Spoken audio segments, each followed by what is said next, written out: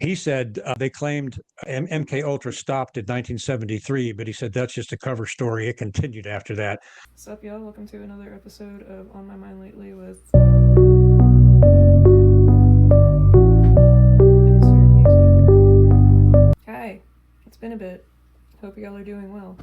I am alive.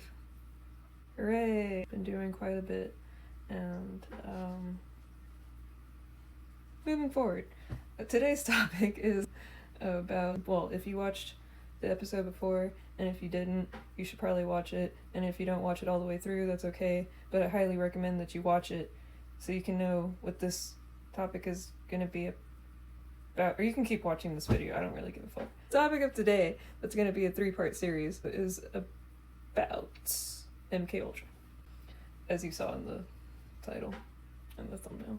Anyway, so I was curious and was like, so what's the deal? Like, how did they infiltrate, like, the media and, like the brainwashing stuff? Like, how has this been, like, going on? And, like, being that this video is, like, focusing on MKUltra, brainwashing, and all that shit in the media, I'm not gonna talk about the history behind MKUltra. Like, you can watch that yourself. There's plenty of videos in this ocean of YouTube shit and wherever else you want to get your information from. Links down below that I think are really thorough and kind of coincide with what I'm talking about as well. So yeah, links in the description for other channel videos that are really good and other videos that are really good too. And also in the link below will be our sponsor. Today's sponsor is going to be this bitch, because I'm the one doing research, I'm the one doing, recording and filming, and I make my own merch, and it's me. I'm today's sponsor. I got a sale going on. If you know any of my movies, my music, my AC is leaking. Please buy my shit. Slime Media Productions. Woo! You should buy, you should consume, buy my stuff, obey, and spread the slime. Links will be down below for my Etsy shop and whatever else that, I put up for sale. So yeah, please buy my shit and help a slime out. It took me back into my childhood. I remembered this movie, Zoolander, and Josie and the Pussycats. And they literally, like, are showing this shit, like, in our face. Well, Zoolander is more focused on, like, celebrities and, like, famous, people like that. Elites, that type of shit. And, like, the lower, like, level ranks of them peoples. Anyway, besides the point, I thought that it was interesting that both movies, like, talked about these things. And, well, Josie and the Pussycats is more focused on, like, the music industry. It still is talking about entertainment and brainwashing people. It made me think of those movies and watched them again, and it was painful with Josie and the Pussycats. Like, I remember that movie being, like, awesome as a kid, but then again, I was a kid. So, what the fuck did I know? Absolutely nothing. And it was painful anyway. I watched it, so you don't have to. And I watched Zoolander, and then when I'm watching it, I'm thinking, like, oh man, I probably should have, like, got Zoolander 2 instead, because, like, it has way more, like, conspiracy and, like, MKUltra, but it's not as good. In my opinion, it's not, like, it basically kind of, like, re-washes the same shit that's in the first one anyway.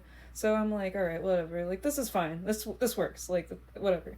And so I watched that too, and that was also fucking painful, because I forgot how many times that fucking Ben Stiller is, like, okay with people doing blackface in his movies, and it's like, dude, what the... And also, like, the whole, child stuff that they kind of, like, touch on, but they don't really, like, get really into. They kind of just, like, brush, like, over it and just That's gross. So again, that was like painful to watch in its own way. I can't watch movies the same way like I used to, because like I just see so much more of the fuckery going on in it. Anyway, besides the point. They go into this scene with Josie and the Pussycats, where it's basically the intro, kind of.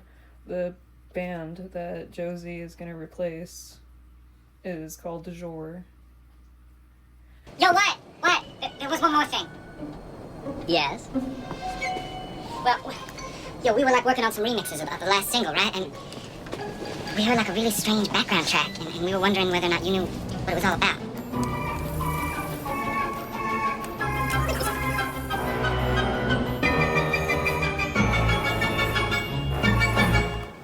Gee, you know, I have no idea what that was. Where did it come from? I mean, why? We just want some answers. The answers I will provide. I'll be right back. Take a Chevy to the levee.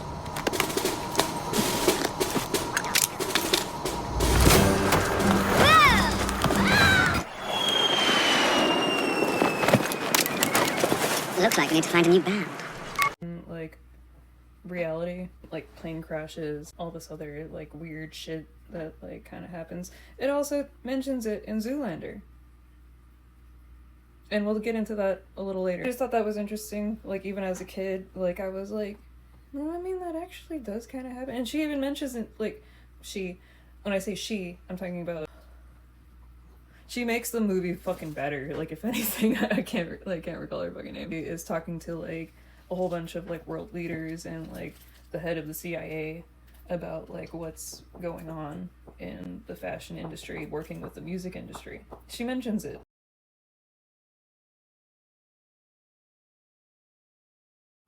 Then it goes into this scene where it's showing, like, people consuming and, like, just being consumers, like, buying shit, and the manager guy, he goes into this, like, media store to have the DJ guy play, and I'll just play it.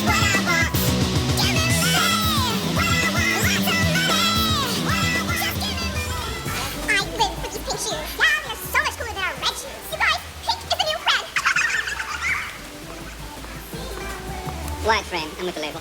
I'm in town scouting for some new talent, and I wondered if there's anyone worth hearing. I saw the card, man, but I missed everything else. Why don't you start over while I change songs, all right? No, wait. Play this. It's the new single from Du Jour. Recorded just a few days ago, before the disappearance. I'd really like to test the reaction. Right on. Check this out, y'all. Got the world premiere of the last single ever from the late great Du Jour. Just for all you right here in the store. Check this out.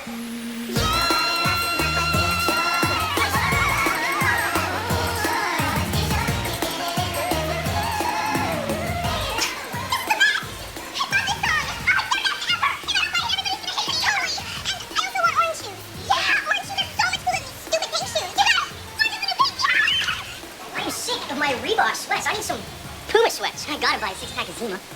Dude, you don't drink. Think I should start.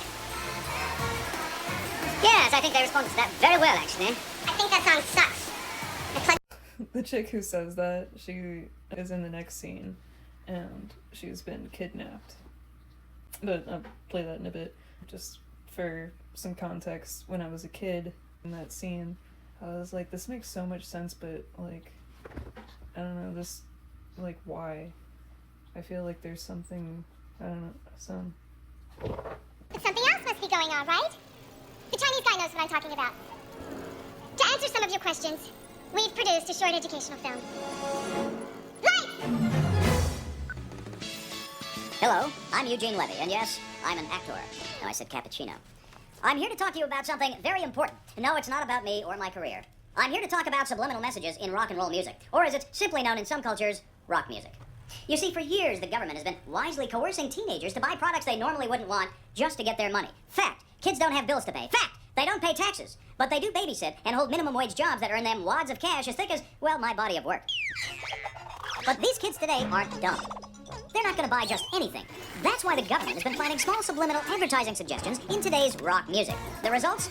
We can now get these kids to buy just about anything. We can have them chasing a new trend every week, and that is good for the economy. And what's good for the economy is good for the country. So God bless the United States of America, the most ass-kicking country in the world. But how can you control the rock bands? What if they find out about the hidden messages in their music? Ever wonder why so many rock stars die in plane crashes? Overdose on drugs? We've been doing this a long time. If they start to get too curious, our options are endless. Bankruptcy, shocking scandals, religious conversions. We've created a highly rated TV show just to explain what happens to these people.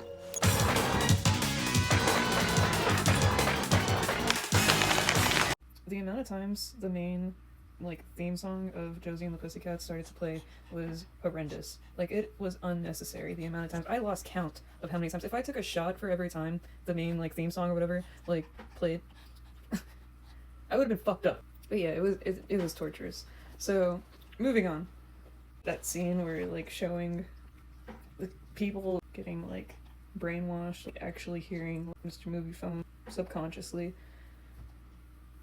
That was whoa.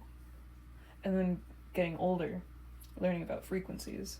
For the longest time, they said that 432 hertz was the healing, the natural frequency, which is complete bullshit. That's a lower frequency, and it lowers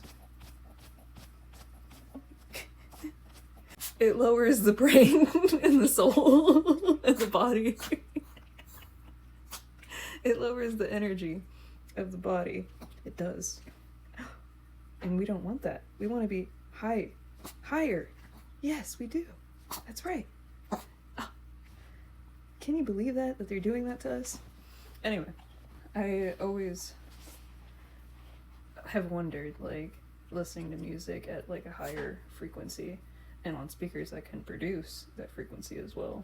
Because, think about it, if they're making music at low frequencies, speakers are going to be made to a certain level unless you get the higher grade amp ones, and that's a very intriguing thing that I've been wanting to do for a very long time.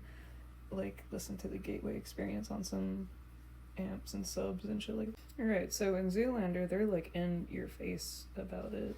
They show a video and everything, and it's kind of weird. It's kind of creepy. It's kind of cringe. But let's be real, it was back in that time period where everything was cringe as fuck and everything just got weirder and cringier and ickies. How do you feel, Derek? Okay. When's the seaweed wrap? You shut up now. I want you to relax and breathe deeply. Breathe deeply. I like this song. Of course you do. Hello, Derek. Hello. Welcome to your relaxation time. Let this wonderful 80s classic soothe you. Just a nice, warm, happy time. Happy. Nothing to worry about at all. Just relax. Hey there, Derek. My name is Lil Cletus. I'm just a regular kid who wants you to know the real truth about child labor laws, okay? Okay. They're silly and outdated. In the good old days, kids as young as 5 could work as they pleased, from textile factories to iron smelts. Yippee, hooray! But today, the age-old right of children to work is under attack. From the Philippines to Bangladesh, and China and India, and South America too. Boo-hoo! But you can help these children, Derek, by killing the Prime Minister of Malaysia. He's bad. What? Yes! You learned martial arts! Prime Minister of Malaysia, bad! Martial arts, good! Kill naughty man! Kill naughty man! Obey my dog! On the runway, you have one objective. Do not be distracted by the beautiful celebrities. Do as you've been trained to do, and kill the Malaysian Prime Minister! Awful man! In your little blue suit and your spiky black hair. Yeah! You're a super hot ninja!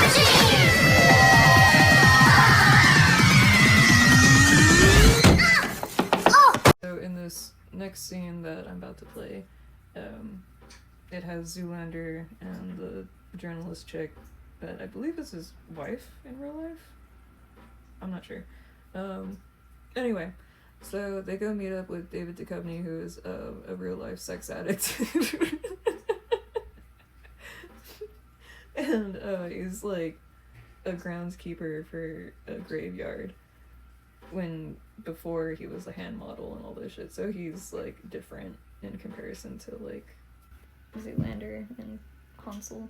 He basically explains it all. Like he puts it into detail about like what's been going on, why they use male models, and I just thought it was super interesting in the sense that like, damn, like they're all agents. Not just models, but like celebrities. Like they're told what to do, like actors. Like they have to follow a script, they have to like do this shit. I remember seeing Jim Carrey's little interview thing that he had to do, like some type of like weird mind control, like disassociating type shit when he was going through the special effects for The Grinch. Like he had to do some like weird MKUltra shit just so he could like be outside of himself and not like be in, you know, in that like mindset, like, oh, I have all this shit on me, I'm about to like snap, and like I couldn't even imagine how that would be, like hours sitting in the special effects chair and like having to just deal with it without like any type of like mental crutch. So I mean, I can understand that, but like I'm just curious, like what did he do, like what type of training did he put himself through just to get through that? Because I mean, I learned disassociating at a very young age through trauma and all that, so I'm just curious, like what was his learning process, what was his brainwashing? But yeah, so that just had me really curious, like being I've heard of like other people, especially what's his face, Mike Myers. He's supposedly like an actual spy for Canada, and the whole Austin Powers thing is kind of real for him.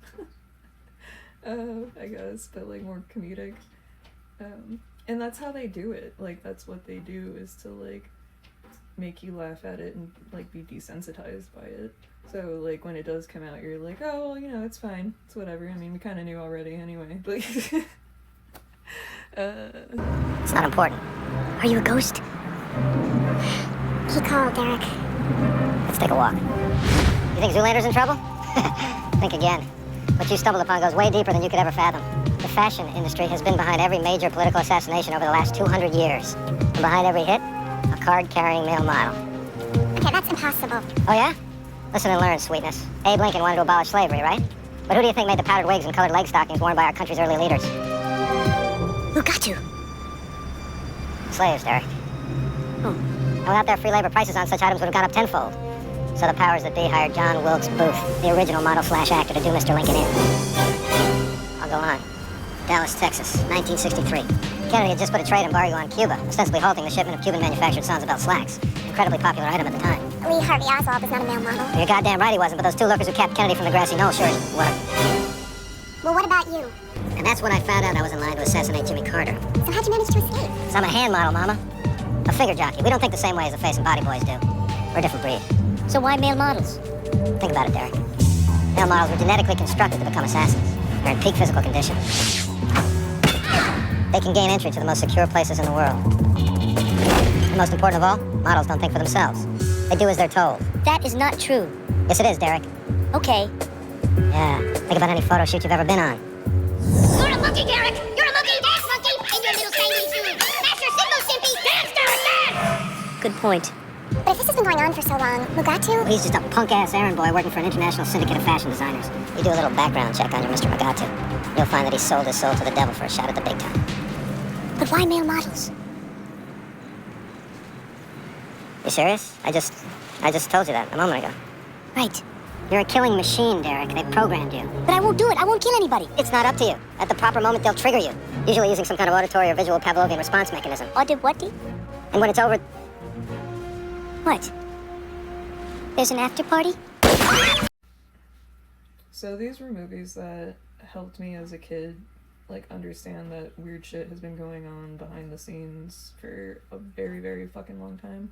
And fast forward to, like, modern times, movies such as Neon Demon, Him, those two movies are basically, like, fashion model, kind of like Zoolander, but more serious.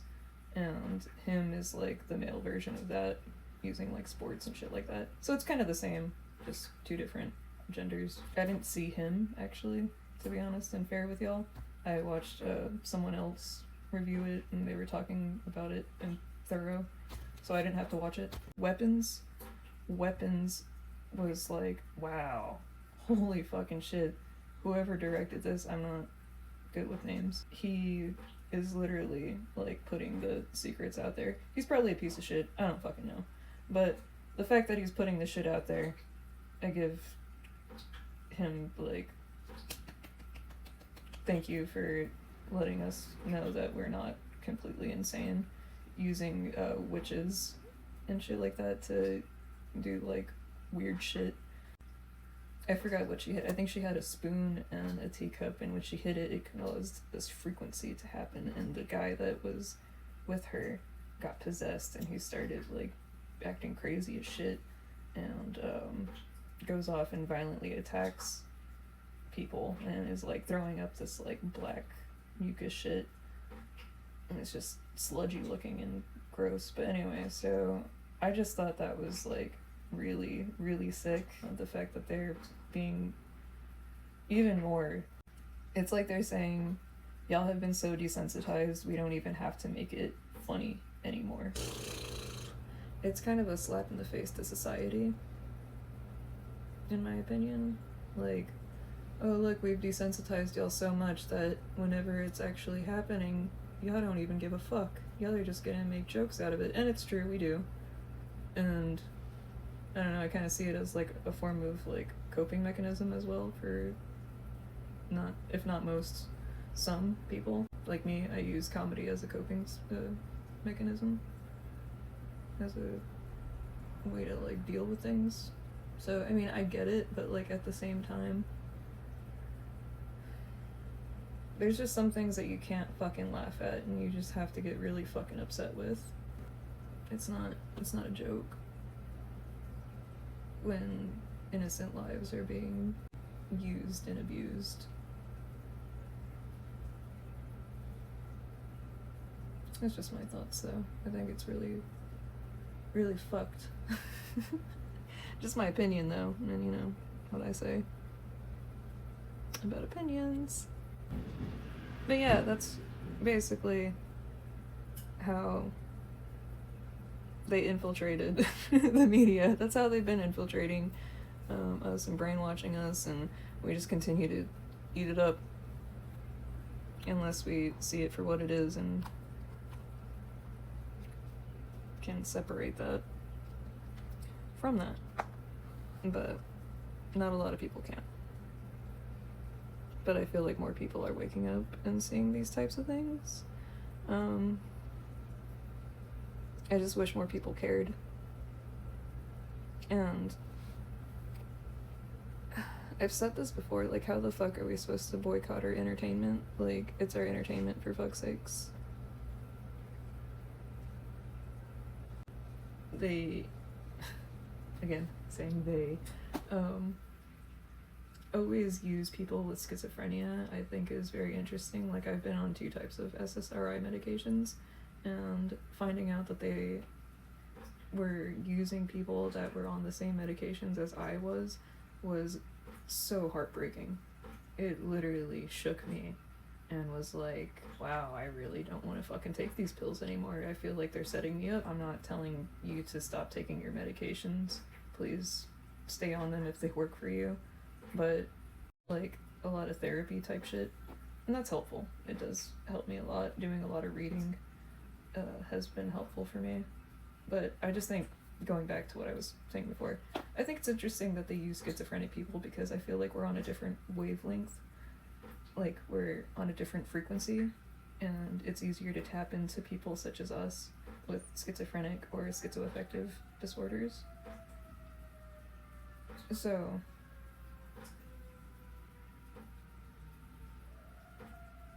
hearing the siren. They're coming for me.